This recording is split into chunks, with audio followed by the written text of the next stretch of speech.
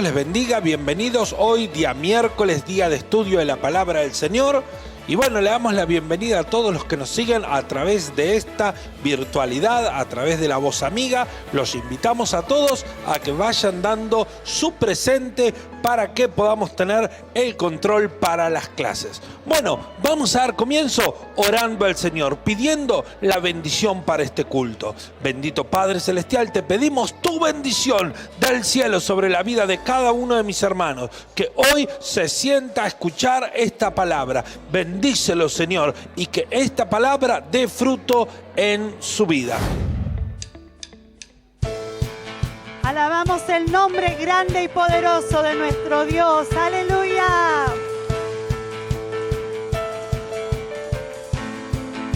Y decimos: grande y fuerte es nuestro Dios. Grande y fuerte es nuestro Dios. ¡Aleluya! Grande y fuerte es nuestro Dios. Sí, Señor. Grande y fuerte es nuestro Dios. Vestido en majestad, coronado con poder, digno de toda la adoración. Vestido en majestad, coronado con poder, toda gloria y honra sea para ti. Para ti la gloria, Señor. Tú eres grande, grande y fuerte es nuestro Dios. Sí, Padre, grande y fuerte es nuestro Dios. Aleluya. Grande y fuerte es nuestro Dios. Grande y fuerte es nuestro Dios. Vestido en majestad, coronado con poder, digno de toda la adoración. Vestido en majestad, coronado con poder, toda gloria y honra sea para ti. Para ti, Señor, toda la gloria por siempre. Y podemos declarar que Él es grande y fuerte. Con todo nuestro ser decimos: grande, oh sí, fuerte es nuestro Dios. Una vez más, grande, aleluya, y fuerte es nuestro Dios. Y ahora decimos: grande y fuerte es nuestro Dios. Grande y fuerte es nuestro Dios. Grande y fuerte es nuestro Dios. Grande y fuerte es nuestro Dios.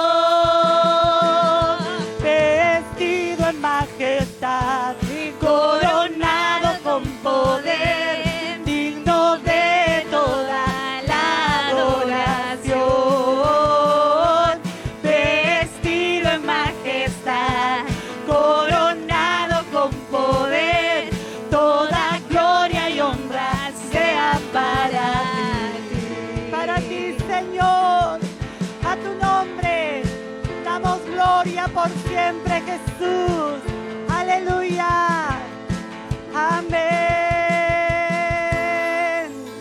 Grande y fuerte nuestro Dios, a quien amamos, a quien servimos. Dios que puede hacer milagros aún en esta noche, en este tiempo donde tomamos un momento para oír la voz del Señor, para ser enseñados y adoctrinados en su palabra.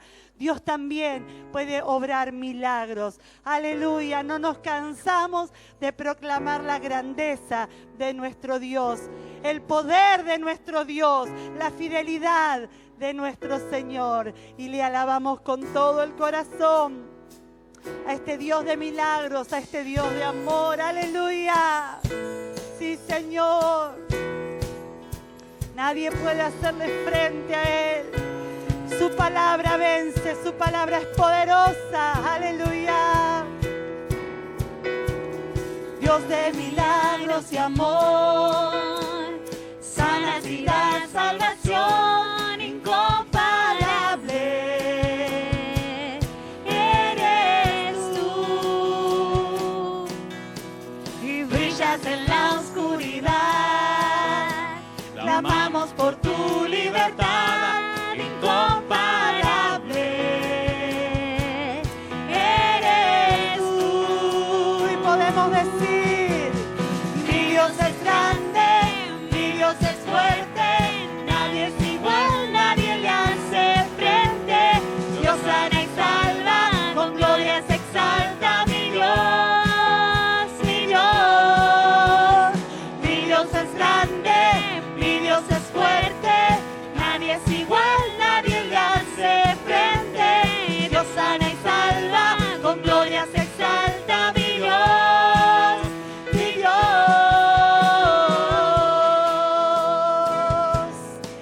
Te alabamos, Señor, y una vez más proclamamos: Dios de milagros y amor, sanas y das salvación incomparable. Eres tú, Señor, y brillas en la oscuridad. Clamamos por tu libertad incomparable. Eres tú, y hoy decimos con fuerza: mi Dios es grande, mi Dios es fuerte, nadie es igual, nadie le hace frente. Dios sana y salva, y con gloria se exalta mi Dios, mi Dios. Mi Dios es grande, mi Dios es fuerte, nadie es igual, nadie le hace frente. Dios sana y salva, con gloria se exalta mi Dios, mi Dios. Y a ver tus palmas, confesando y proclamando la autoridad de nuestro Señor, su palabra poderosa, aleluya. Él es por nosotros. Y si Dios por nosotros, ¿quién pues contra nosotros? Y si Dios nos levanta, ¿quién pues nos detendrá? Y si Dios por nosotros, ¿quién pues contra nosotros? Y si Dios nos levanta, ¿quién pues nos detendrá?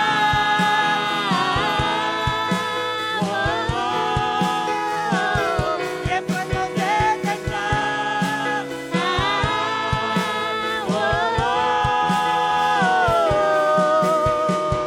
Mi Dios es grande, mi Dios es fuerte, nadie es igual, nadie le hace frente.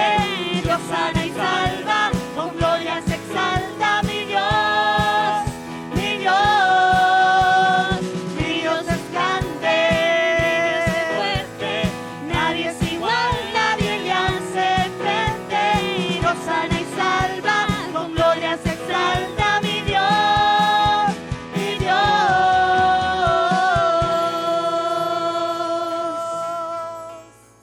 Amén.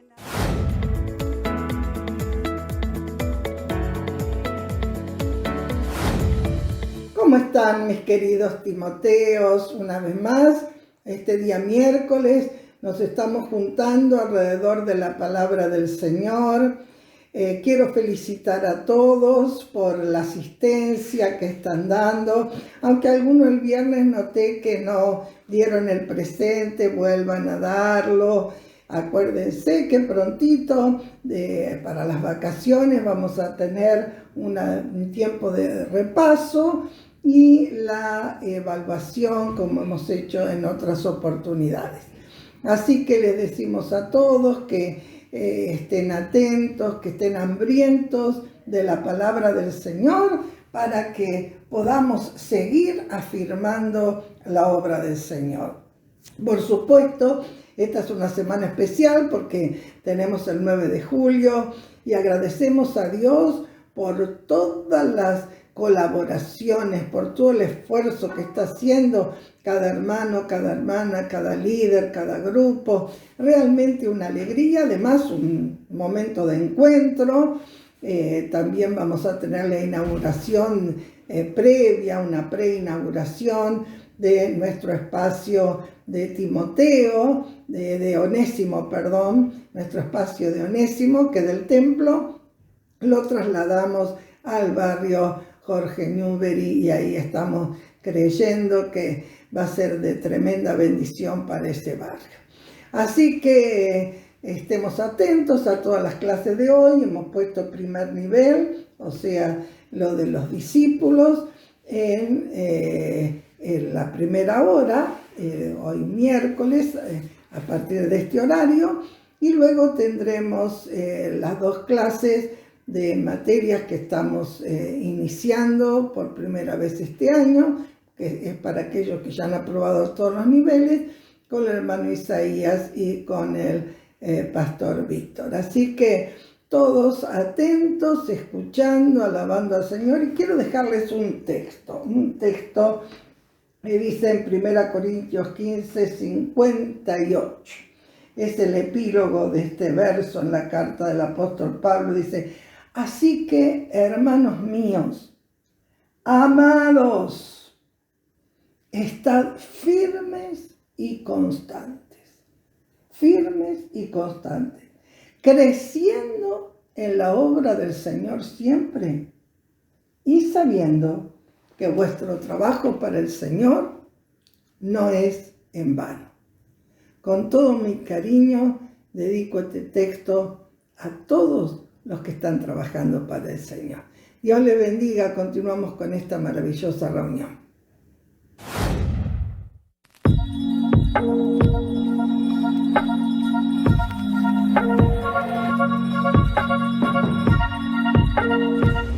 Y llegamos al último punto, al capítulo 10, que habla sobre la identificación, sobre nuestra identidad. Debemos estar plenamente identificados.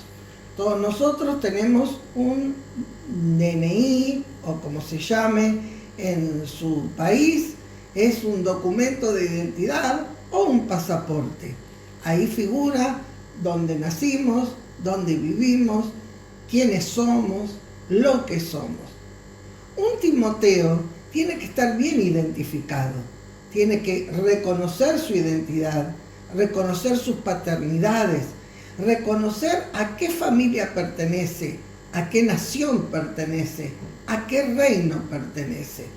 Debemos estar plenamente convencidos que no hay mejor nacionalidad que la que hemos adoptado, la nacionalidad de los siervos de Dios y del reino de los cielos. No debemos tener vergüenza de presentar nuestras credenciales. Soy un Timoteo, soy un discípulo, soy un obrero de Cristo, soy un siervo de Dios.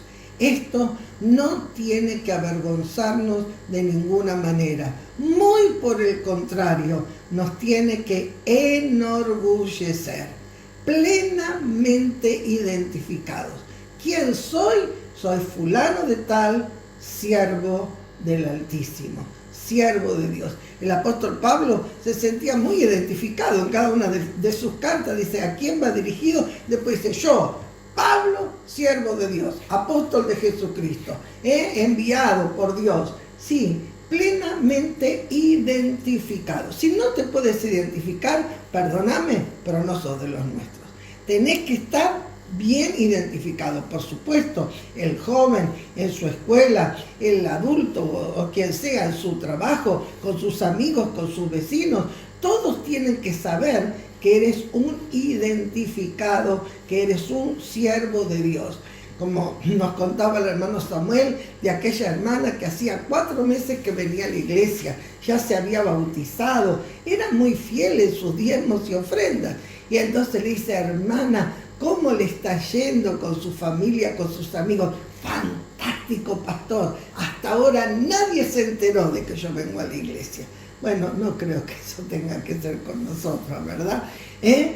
Todo el mundo tiene que saber, como la mujer samaritana, he conocido a Jesús, he tomado la buena senda, estoy plenamente identificado con Cristo. Además, el obrero, el discípulo, el Timoteo, que quiere tener una labor en una iglesia, en un templo, en una comunidad evangélica, a la que pertenece, tiene que estar identificado con esa comunidad evangélica, tiene que estar identificado con su denominación, con sus pastores, con el templo, con donde está, plenamente identificado. Tiene que ser fiel, leal, sujeto al ministerio, pero también tiene que estar de acuerdo con todas las normas, reglamentaciones, principios y fundamentos que esa congregación tiene. Si vas a una determinada organización y estás sirviendo, entérate de los estatutos, de las bases bíblicas, de los apostolados de fe, los postulados, perdón, de fe, de todas esas cosas y de los principios en los cuales se basa, porque si no estás de acuerdo, no podemos trabajar juntos. Pueden trabajar juntos si no están de acuerdo. Así que tienes que estar plenamente identificado con tu organización. Bueno, yo tengo que hablar de lo mío, no me queda otra, ¿verdad? Nosotros pertenecemos a la familia del Movimiento Cristiano Misionero, Iglesia de Mar del Plata. Bueno, estamos plenamente identificados con la visión del movimiento, con la visión de la iglesia, con las normas, con todo lo que tiene que ver para que podamos estar todos de acuerdo y hablar todos lo mismo. Tú vas a preguntar a un pastor, otro pastor, y todos te van a dar las mismas respuestas. Por ejemplo, una de las primeras cosas, aquí en la iglesia de Mar del Plata, que te lo comparto como experiencia, es aceptar las 12 doctrinas bíblicas básicas. Las 12 doctrinas bíblicas básicas. No te las voy a enumerar, es largo. El pastor Víctor Cruz es alguien muy especializado, contactate con él por Facebook y te va a dar todas las instrucciones para que conozcas bien estas doctrinas bíblicas, la doctrina de Dios, la doctrina de los ángeles, de la salvación, del bautismo, etcétera, etcétera, hasta la segunda venida de Cristo. Nosotros creemos por lo cual hablamos. Y tú tienes que estar identificado con esa doctrina. No solo las tienes que conocer, las tienes que creer y las tienes que practicar. Conocer la doctrina bíblica básica, ponerla en práctica y aceptarla.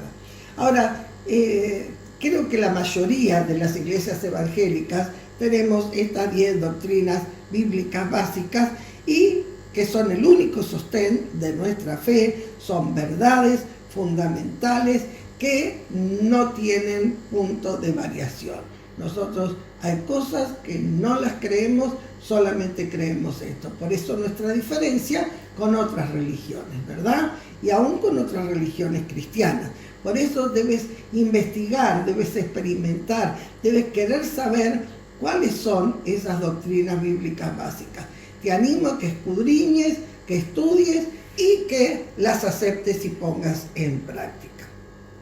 También hay ciertos principios fundamentales que le dan fisonomía a la iglesia. Vieron que dice que cada casa es un mundo, cada familia tiene sus cosas, ¿verdad? No todas las familias somos iguales, algunas somos más iguales que otras, algunas tenemos más énfasis en algo. ¿Por qué se llama Iglesia Bautista? Porque hace énfasis en el bautismo en agua. ¿Por qué se llama Iglesia Pentecostal? Porque todas creemos en el derramamiento del Espíritu Santo en esta era en la que estamos viviendo.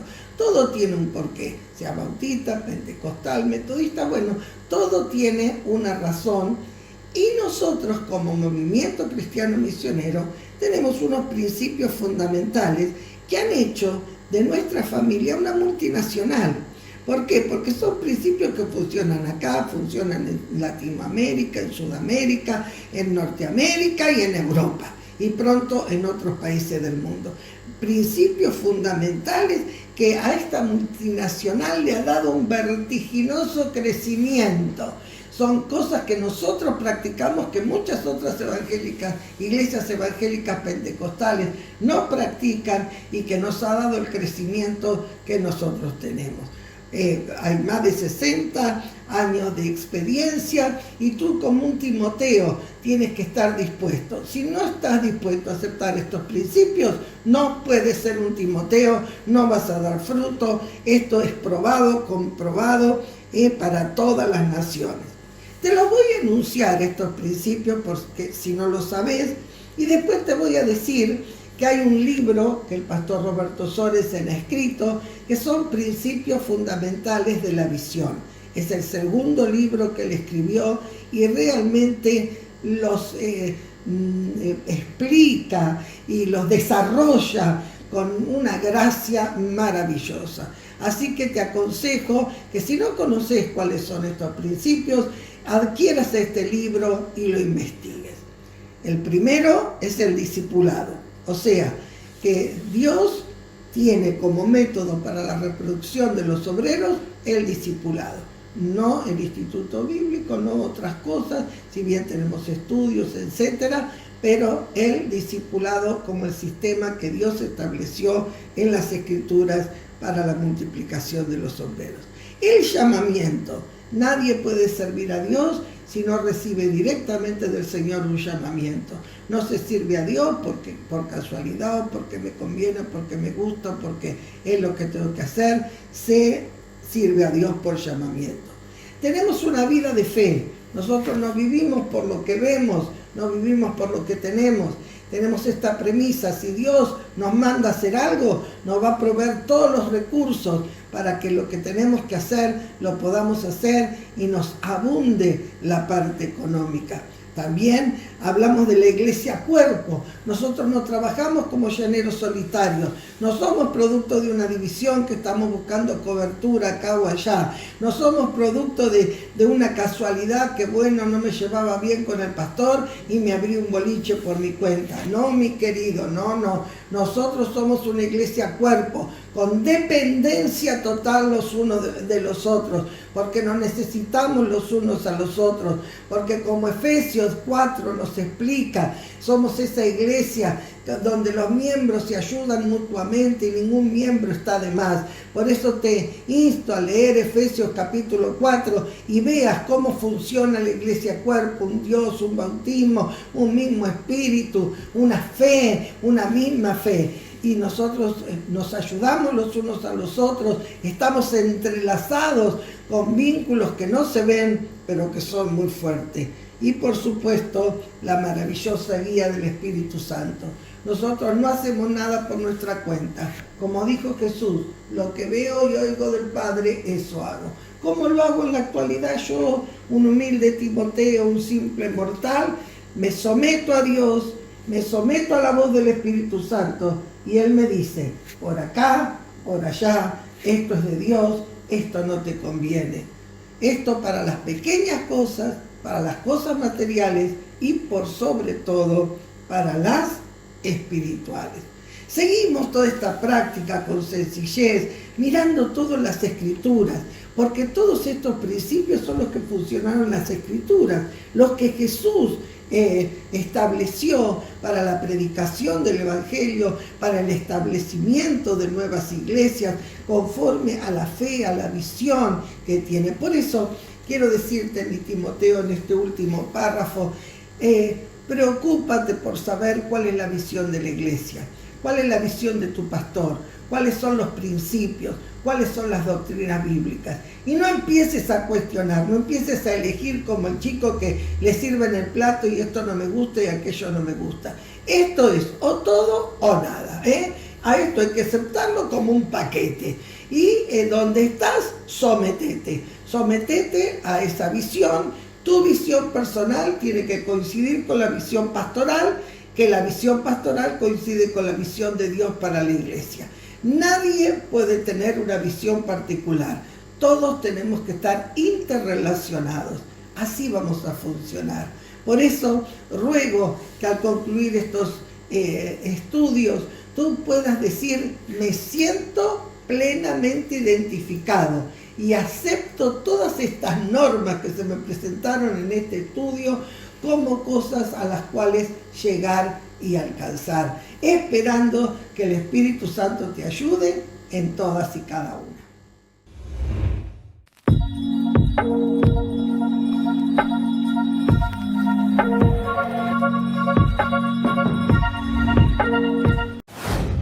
Decimos un gran amén a la palabra del Señor, a la palabra que vino del cielo para nuestras vidas. Ahora sí, Vamos a bendecir a los hermanos que con fidelidad y amor separan su ofrenda, sus diezmos, ofrenda misionera. Vamos a pedir la bendición del Señor.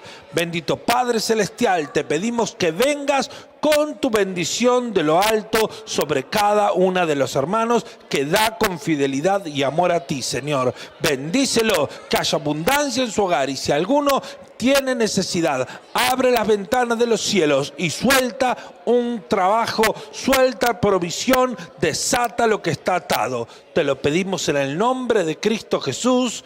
Amén y amén. Hermano, hermana, llámenos, comuníquese, haga llegar su ofrenda, su diezmo. Vamos ahora sí a la segunda parte de este estudio, que es nuestro pastor Víctor Cruz. Pastor Víctor, adelante. Hola, ¿qué tal, hermanos? Dios les bendiga. Aquí estamos una vez más para compartir con ustedes la palabra del Señor. Hoy vamos a estar, digamos, como culminando un poquito con esta serie que tiene que ver con la iglesia. Aunque no se agota el tema aquí, por supuesto, habría muchísimo más para mirar acerca de la iglesia. Pero quería mirar, ¿no es cierto?, acerca de una necesidad de tener en cuenta una realidad con respecto a la iglesia. Y bueno, miraba este tema, la iglesia como la iglesia ideal y la iglesia real. Sí, ¿no es cierto?, mirando a la luz de la palabra del Señor, lo que es la iglesia real y la iglesia ideal. En principio tenemos que decir que la iglesia es una iglesia compuesta, ¿no es cierto?, por personas que han sido llamadas por Dios para ser salvadas, para ser perdonadas, transformadas, cambiadas, llenas del Espíritu Santo para ser usados para su gloria.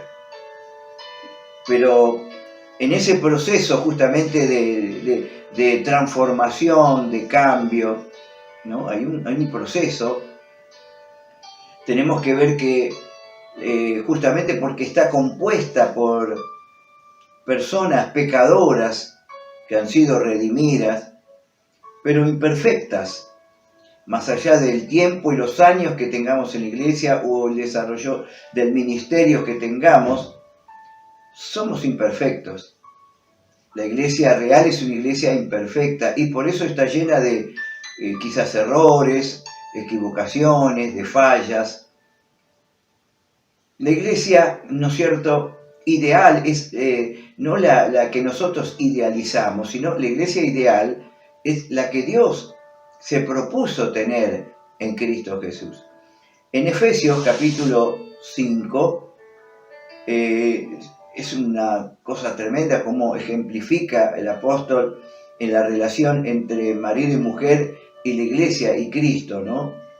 Y dice a partir del verso 25, dice: maridos, amad a vuestras mujeres, así como Cristo amó a la iglesia y se entregó a sí mismo por ella, para santificarla, habiéndola purificado en el lavamiento del agua por la palabra, a fin de presentársela a sí mismo una iglesia gloriosa, que no tuviese mancha, ni arruga, ni cosa semejante, sino que fuese santa y sin mancha.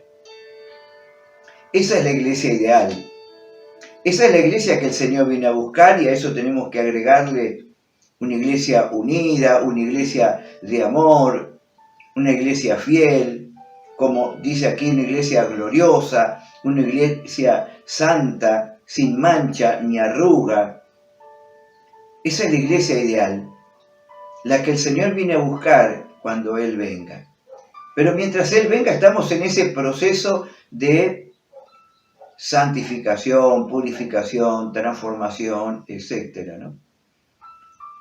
Entonces, ¿y por qué decimos esto? Porque quizás lo hemos repetido muchas veces, lo hemos escuchado, lo hemos compartido, ¿no? porque justamente en esta iglesia real, la iglesia que está compuesta por personas, por seres imperfectos que están en las manos del Señor, ¿no? Tener en cuenta que la iglesia no es el cielo. La iglesia, como se dice, es el taller de Dios, donde Dios está arreglando nuestras vidas.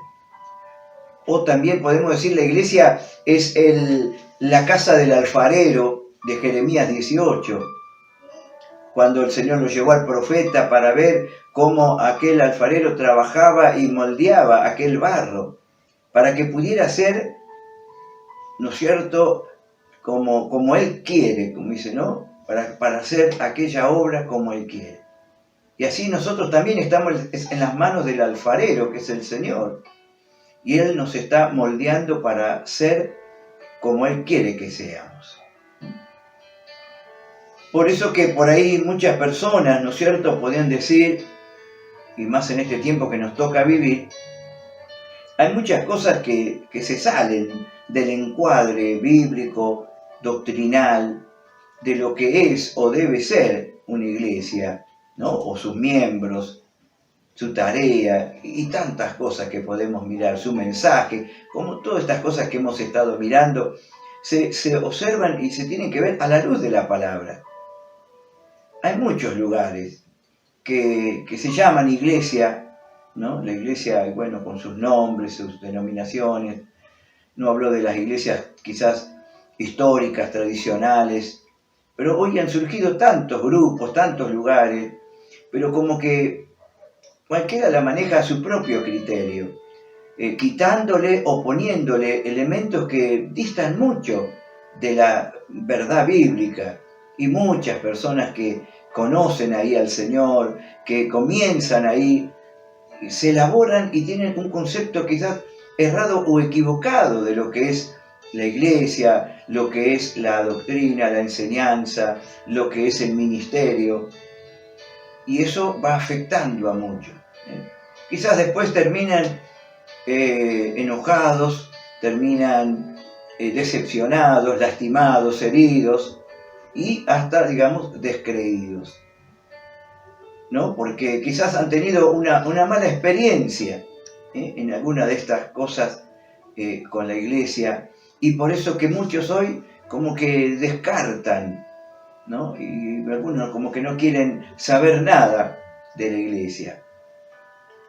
Y esperan, como decimos, la iglesia ideal, ¿no? La iglesia perfecta, perfecta en amor, perfecta en unidad, y no la hay, ¿no? Sí, se procura, se trata de ajustarse siempre a la palabra, a las escrituras, al modelo de la palabra, pero no existe. Por eso que usted va a encontrar en las epístolas las enseñanzas del apóstol Pablo, en cuanto a los Corintios, acá mismo en Efesios y en muchas partes, justamente le está hablando a una iglesia presente en el mundo, pero que tenía muchas fallas, muchos errores, y tenían que estar corrigiéndolos, ordenándolos, instruyéndolos, para que puedan ser los creyentes, los hijos de Dios, como deben de ser. Por eso está lleno de palabras con respecto a eso. ¿No? Porque veíamos que a pesar de todos los dones, los ministerios que había sobre ella, había imperfecciones, como en una de las más clásicas, digamos, la de Corintios, y ya en el capítulo 3 empieza con que había divisiones, que unos preferían a uno, el otro preferían al otro, y dice, ustedes son como niños, son carnales. Después hay situaciones como en el capítulo 5, problemas en el capítulo 7 de matrimonio, problemas en el culto, con el hablar en lengua, el desarrollo de los dones, la falta de amor en el capítulo. Todo eso lo explica Pablo, porque eran cosas que estaban presentes y había necesidad de hablarlas, explicarlas, enseñarlas. Bueno, esa es la iglesia real. La iglesia ideal es como aquí nos presenta, y otros pasajes, ¿no? Una iglesia unida, una iglesia santa, gloriosa, sin manchas, sin arrugas, ¿no? Por eso que decía, qué importante, que a eso vamos, una iglesia que va a ser ataviada, como dice la palabra ahí, ¿no es cierto? Que de pronto una iglesia, como dice que se le ha concedido que se vista de lino fino, lino limpio y resplandeciente, dice, para las bodas del Cordero. Quizás me hizo acordar esto a que muchos dicen, bueno, yo creo en Dios, yo sigo a Dios, yo busco a Dios, pero solo, en mi casa, yo en la iglesia no. Y bueno, muchos descreen o desprecian o no quieren la iglesia, ¿no? Pero me hacía acordar, mientras miraba esta palabra, alguna expresión del pastor Roberto, que él decía así: nadie puede decir que está bien con Cristo si anda mal con la iglesia. No se puede separar una cosa de la otra. Y como digo, quizás por eso, porque justamente es una iglesia que Dios está perfeccionando. Y ahí es donde nos lleva, ¿no es cierto?, a tener que ejercitar el amor, el perdón, la paciencia, la tolerancia, muchas cosas. Quizás porque vemos en el otro y el otro ve en nosotros esas imperfecciones. Pero que nada impida, ¿no es cierto?, para poder, por un lado, cumplir con la misión que tiene esta iglesia del Señor en el mundo, que es ser sal, ser luz. Y para adentro, bueno, se ora, se busca, se es lleno del Espíritu Santo, se ministra, se enseña, para que cada uno podamos ser cambiados, transformados, ejercitados, pulidos, bueno, tantas cosas, ¿no? Para que, bueno, podamos por un lado cumplir con esa misión que tenemos en el mundo, pero por otro lado ir acrecentando la imagen de Jesús en nuestras vidas. Y poder, cuando Él venga a buscar a su iglesia, puede encontrar una iglesia así, una iglesia ideal, una iglesia que Él la va a perfeccionar. Él lo dice en la palabra del Señor, ¿no es cierto? Aquí en Primera de Juan, dice un texto tan lindo, ¿no? Que nos tiene que no justificar, no nos tenemos que justificar diciendo, bueno, somos así, somos imperfectos y demás. Sí, pero el asunto es qué estamos haciendo para rever y cambiar aquellos aspectos que necesitan ser cambiados y transformados por el Señor, ¿no? Dice en Primera de Juan, ¿no? Dice, ahora no somos lo que hemos, dice, todavía no somos lo que hemos de ser. Pero sabemos que cuando Él se manifieste, y dice, seremos semejantes a Él.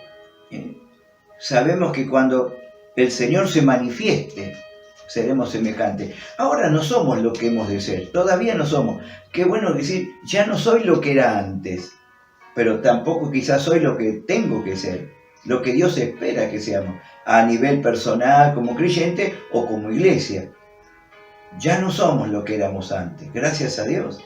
Pero quizás todavía hay mucho para cambiar. Y que eso, ¿no es cierto?, se va a cambiar cuando Cristo venga, va a perfeccionar y va a completar aquella obra, ¿no es cierto?, que el Señor quiere hacer en cada una de nuestras vidas. Por eso dice ahí en Efesios 1:6, ¿no? El que comenzó en vosotros la buena obra, la perfeccionará hasta el día de Jesucristo. Hasta el día del Señor, Él va a seguir obrando y va a seguir tocando, moldeando, perfeccionando nuestras vidas. Como dije, no son para justificarnos. Hay cosas que están mal en nuestro carácter, hay cosas que están mal quizás en nuestra forma de conducirnos o de manejarnos, hay cosas que tienen que ver con la obediencia, la sujeción o la autoridad, hay cosas que tienen que ver con el manejo, el uso del dinero, tienen que ver con el uso, ¿no es cierto?, o cómo soy, de generoso, de fiel, muchos aspectos que necesitan ser tocados por el Señor para que Dios haga la obra. Es decir, hay muchos aspectos que tienen que ver con los que componemos, ¿no?, la iglesia del Señor, como lo hemos mirado en otro de los programas, en la anterior. Si la iglesia es como una familia, la iglesia es como un cuerpo, la iglesia es, ¿no es cierto?, como un redil y demás. Cada uno mirarse, ¿no es cierto?, siempre a la luz de la palabra. Si estamos dentro del del orden, de lo que Dios espera de nosotros. Y de acuerdo a esa luz, por eso le decía a alguien estos días, qué importante es leer la palabra, qué importante es conocer la Escritura y especialmente, bueno, las doctrinas y las doctrinas que tienen que ver con la doctrina de la Iglesia, para saber cada cosa, hermano, ¿no es cierto? Que, bueno, no es el momento, el espacio, el lugar, pero cada cosa que vemos por ahí, de cosas que hacen en otros lugares que dista mucho, y digo, pero ¿cómo? No conocen la palabra, no saben lo que dice la Biblia. Hay muchas personas que asisten, no saben, piensan que le están diciendo lo correcto, la verdad, que lo están guiando, que así debe ser, y así se forman, así se crían, por así decirlo, y se forma ese concepto de iglesia que está muy, muy errado, ¿no?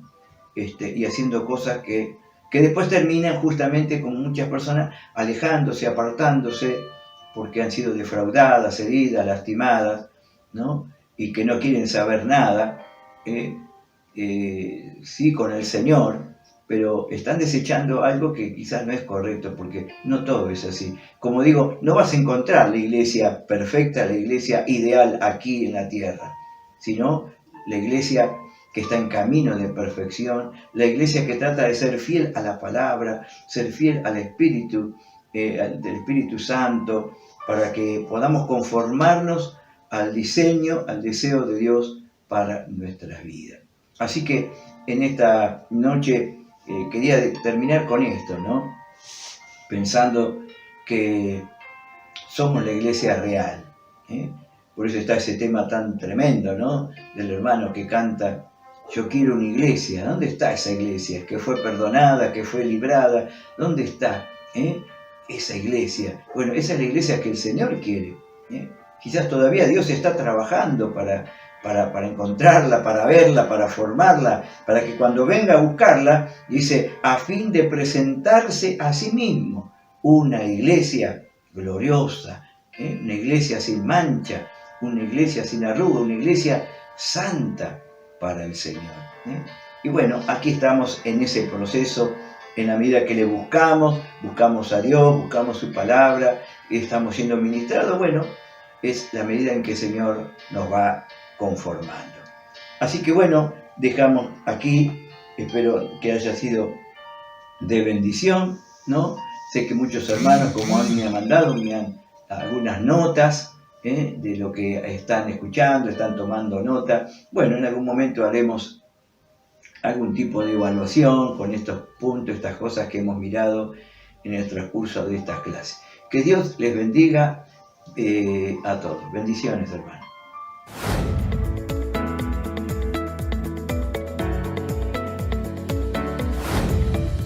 Dios les bendiga. Ya llegamos al final de Nueva Vida en Cristo, libro 2. Hoy vamos a tener una clase de repaso donde vamos a entender cómo cada una de estas dos lecciones se va encaminando para que cada vez esta nueva vida sea más excelente. Vamos a contar un poquito. El primer capítulo nos habla de conocer a Dios. ¿Cómo es este Dios? Es un Dios personal, un Dios que nos ama, pero además de amarnos, es un Dios que quiere interrelacionarse con nosotros. Es un Dios que quiere estar activo en cada parte de mi vida. Conocerle es también tener una relación con Él, no solamente saber acerca de Él, sino tener ese contacto que nos lleva cada día a estar más cerquita de ser un verdadero hijo de Dios. Este pasaje nos deja verdades como la siguiente. Algunos de los nombres con los que se conoce a Dios son el buen pastor, mi libertador, mi redentor. Esto no solamente nos habla de la posición que Él quiere tomar, sino nos habla de la posición en la que quedamos nosotros. Si Él es un buen pastor, nosotros vamos a estar bien cuidados. El siguiente capítulo, el capítulo 2, el capítulo 2, nos habla de Cristo como nuestro modelo. se encadena así. Si no lo conocemos, no lo podemos imitar, pero al conocerlo podemos imitar y cada día ser más parecidos a Él. ¿Y de qué nos es modelo Cristo? Primero de amor. Su relación con el hombre fue de amor, porque de tal manera amó Dios al mundo que ha dado a su Hijo unigénito para que todo aquel que en Él cree no se pierda, mas tenga vida eterna. Una relación de cercanía. Y en esto tenemos que imitarlo. También en humildad y servicio.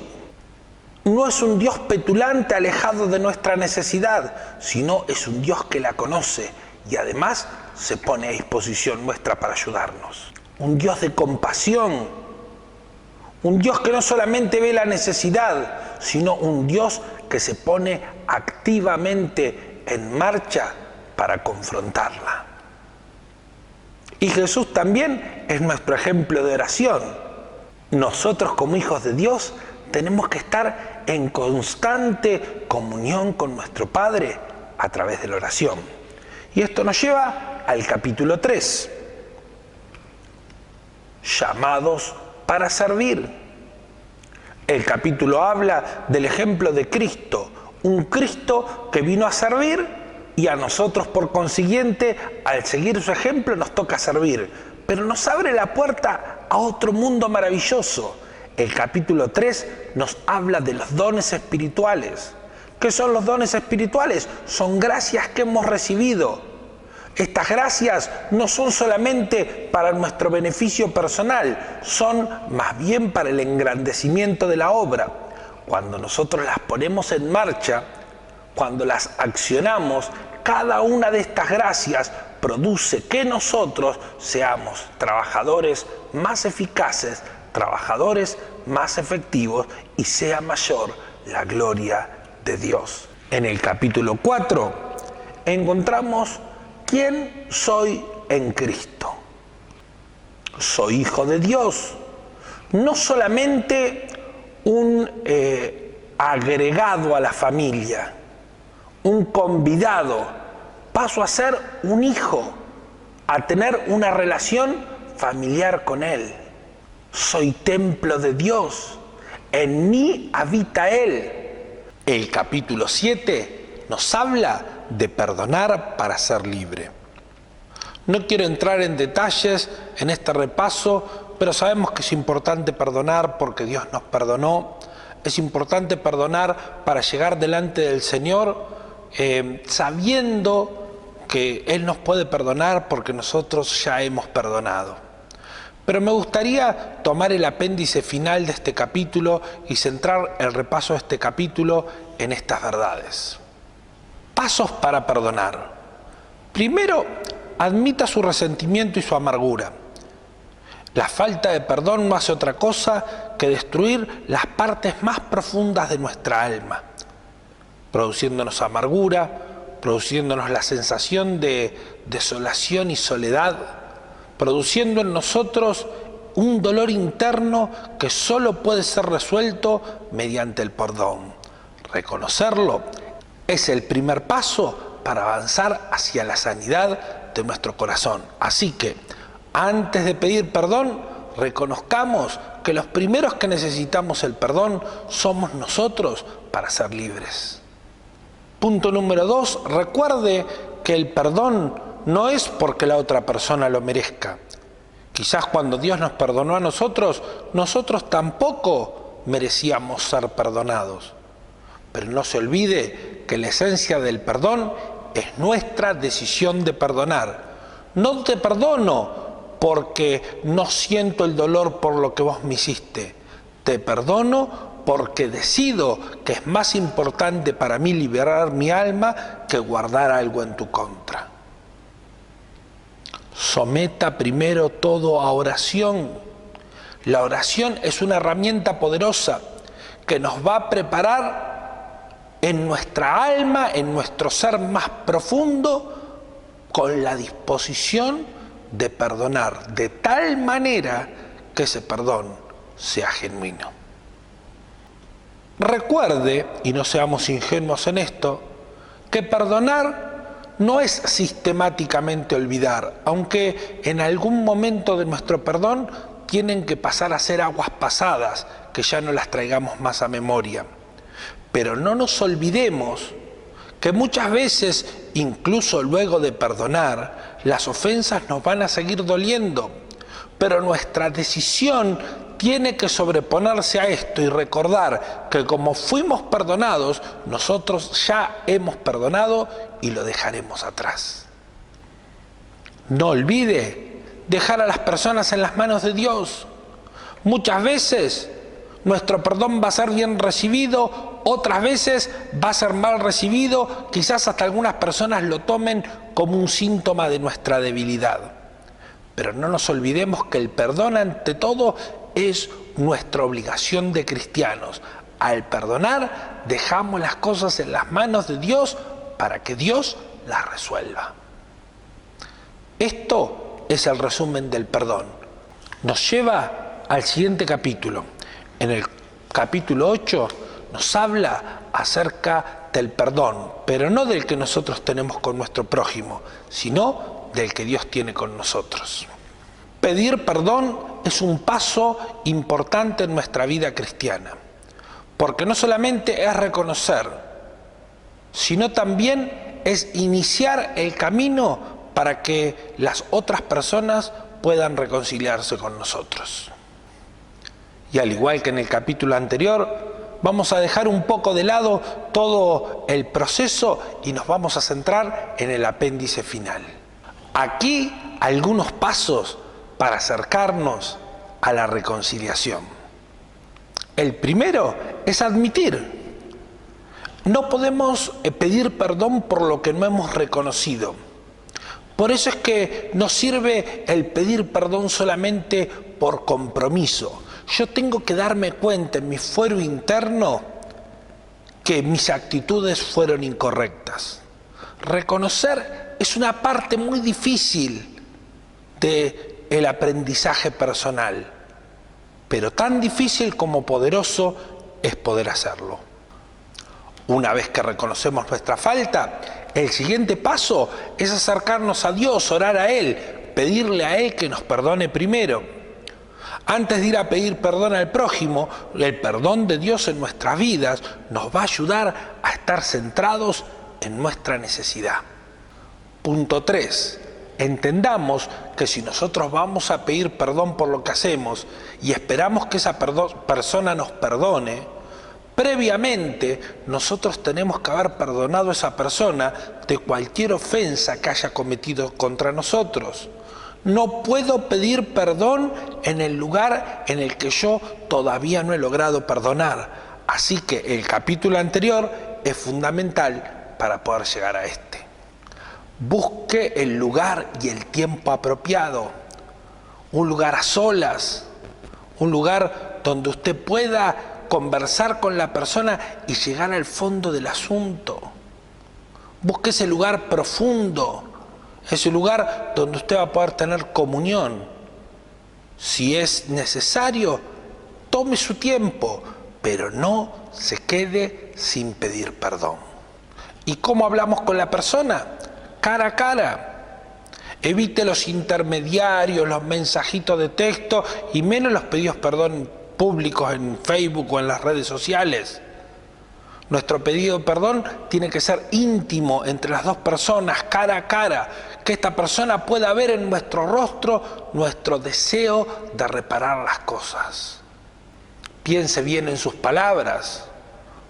Utilice palabras como perdón, no lo quisiera volver a hacer. Use palabras medidas, palabras que lleven a la reconciliación. Recuerde que la blanda respuesta quita la ira. No tome demasiado tiempo en hablar de su necesidad de pedir perdón, porque quizás llegue a quedar en confusión si usted está pidiendo perdón o realmente lo que está haciendo es se está justificando. Sea claro, sea conciso, pida perdón. Termine su confesión pidiendo perdón. Diga, ¿me podrías perdonar? Y esta es la forma correcta de terminar de pedir perdón.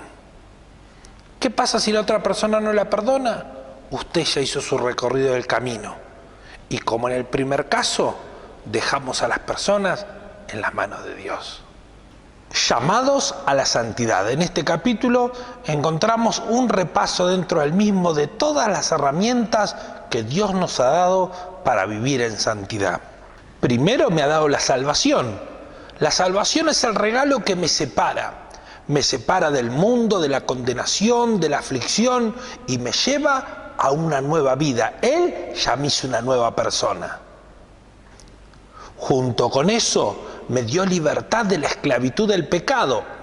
Antes el pecado se enseñoreaba de nosotros, nos tenía como un títere, por eso la Biblia dice, el que hace pecado, esclavo es del pecado.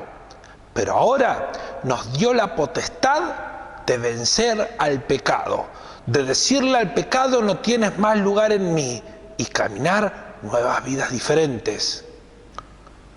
Nos dio libertad de la condenación. Ya no tenemos que vivir en condenación. ¿Qué es condenación? Es saber que hay una espada colgando sobre nuestra cabeza, que llegado el momento va a producir en nosotros una sentencia de muerte. Por eso la Biblia lo aclara también en Romanos, la paga del pecado es muerte. Pero ya hemos sido libres de esto. El apóstol Pablo lo explica o lo dice de manera tan clara. Ninguna condenación hay para los que están en Cristo Jesús. Las cosas viejas pasaron, todas son hechas nuevas. El Espíritu Santo vive en mí.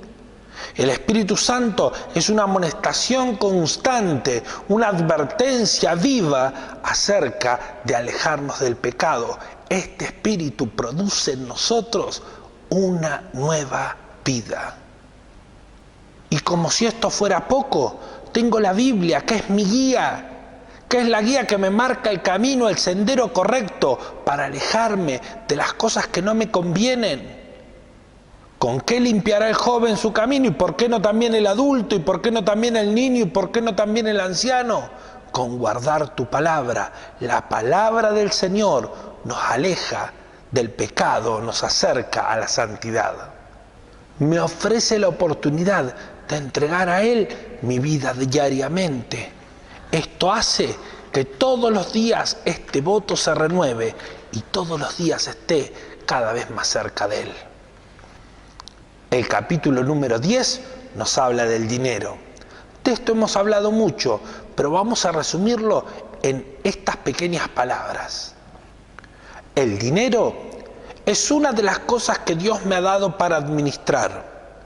No para que ellas me manejen a mí, sino para que yo a través de ellas logre cosas productivas. Primero para mi familia, para mi entorno, para mi iglesia, para el engrandecimiento de su obra. El dinero no tiene que ser una carga pesada, no tiene que ser un pensamiento que ocupe constantemente nuestra mente, nuestra vida, pero sí debe ser algo que nosotros pongamos en las manos de Dios para que Él haga con lo que es de Él, con lo que Él nos bendijo, su voluntad. Damos nuestras ofrendas, damos nuestros diezmos y con esto también nosotros servimos a nuestro Dios. Con esto también nosotros ofrecemos nuestro servicio a Dios. El siguiente capítulo tiene una pregunta muy sugerente. ¿Puedo hacerlo, pero debo? Este capítulo está basado en el texto todo me es lícito, pero no todo me conviene. Después de haber visto estos 10 capítulos anteriores, hemos visto una lista de cosas que podríamos hacerlas, pero que no nos convienen. Tenemos que buscar las que nos acerquen al Señor. Hay 3 cosas en este capítulo de las cuales se nos advierte. Una es el libertinaje. Es la libertad sin prudencia, sin mirar a Cristo. Hermano, hermana, cuide que su libertad no le esté siendo un tropiezo. La segunda es el legalismo. Las prohibiciones no son lo que tienen que marcar una vida cristiana, sino las libertades con las que Cristo nos hizo libre. por más que nos abstengamos de todo, si nosotros no nos acercamos a Cristo, esto no alcanza. El tercer consejo es vivir vidas equilibradas. ¿Y cómo es esto? ¿Se acuerdan ese dibujito que teníamos en el folleto de las 4 leyes espirituales? La vida solo está ordenada cuando Cristo está en el centro de ella. Por eso llegamos al capítulo final, el que veíamos la última clase. Cristo es mi principal tema de conversación. Y si no lo es, lo debe ser. Debo compartir a Cristo. Debo hablar de Él con los que lo necesitan, con los que yo pienso que no lo necesitan, que seguro también son necesitados. La única forma de que este mundo conozca la verdad es que usted y yo abramos nuestra boca y hablemos. ¿Qué puedo decirles, hermanos? Ha sido un hermoso viaje este libro número 2. Ojalá haya sido de tanta bendición con usted como lo fue conmigo. Y si a usted le fue de bendición, le hago una recomendación. Busque a otro y compártale cada una de estas lecciones y viva junto a él su nueva vida en Cristo. Que Dios le bendiga.